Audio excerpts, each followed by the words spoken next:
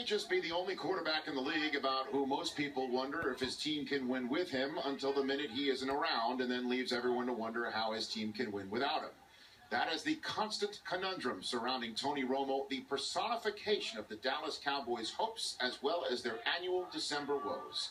It's time to finally put to rest the question of just who is Tony Romo.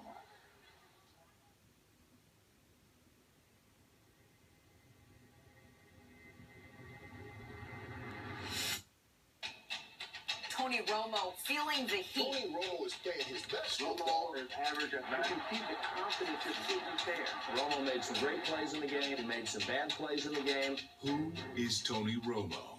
A simple question, a complicated answer. A quarterback who over a 12-year NFL career has worn many faces. Tony was a free agent, so he definitely was an underdog.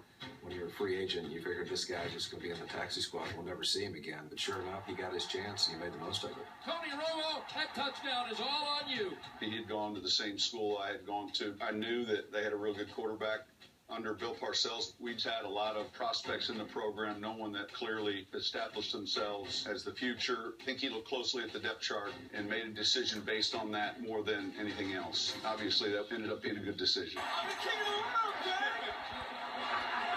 An astounding talent who has combined phenomenal physical ability with a gunslinger's mentality.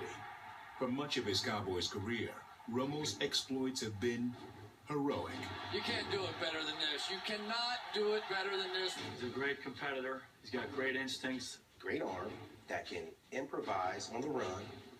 His ability to get outside the pocket, make plays out of broken plays. He can find receivers and make a lot of throws that a lot of NFL quarterbacks can't. Oh, merciful heavens, what a throw and catch. It's undeniable. Tony Romo has single-handedly won games for Dallas, often pulling his team out of seemingly impossible situations. But of course, there is another face. I think at times you take certain risk at the wrong point in the ball game. You're just thinking like somewhere he's going to hold a ball too long. He's going to try to needle a pass that he could just throw away. Moving around in the pocket, staying alive. He's made a lot of great plays that way. He's turned the ball over a fair share of time in those same circumstances. Intercepted, unbelievable. This is the poor decision by Romo. The narrative is familiar by now. Big game meltdowns, playoff failures, but still, Romo continues to fight. His toughness speaks for itself. He's a really mentally tough guy, and clearly he's physically tough. Probably the most defining game of his career in the San Francisco game. I remember it was a close game, and he had got hurt. Blitz from the backside, and Romo is down. They just said he was out. He didn't come back out at halftime. All of a sudden, you see him coming out of the locker room. I was standing on the sidelines, and I felt this tap on my shoulder. He said, "I'm going back in." He just jogs right back onto the field and gets in the huddle and says, "Here we go, boys." Romo's going to play fake and stand now. He's got Holly all alone. Holly to the 20, to the 15, 10. It must be a reality show. The nature of the injury, not only the broken rib, he also had a punctured lung.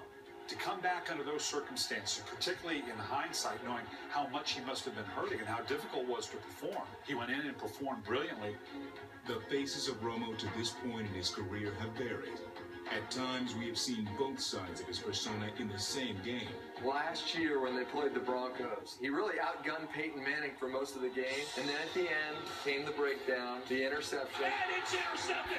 It almost sort of encapsulated the Romo coaster.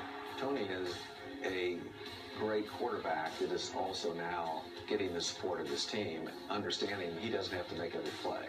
Anytime you win in the end of your career, they just call this stuff a maturing process. I feel like if he wins and it keeps going, they're just going to say, "Oh, well, you remember that guy who botched the snap? Well, look at him. He's a winner now." And as we head into December, a month that has repeatedly brought out the worst in him, the enduring, vexing question may finally be answered. Who is Tony Romo? Or will we be left with more questions?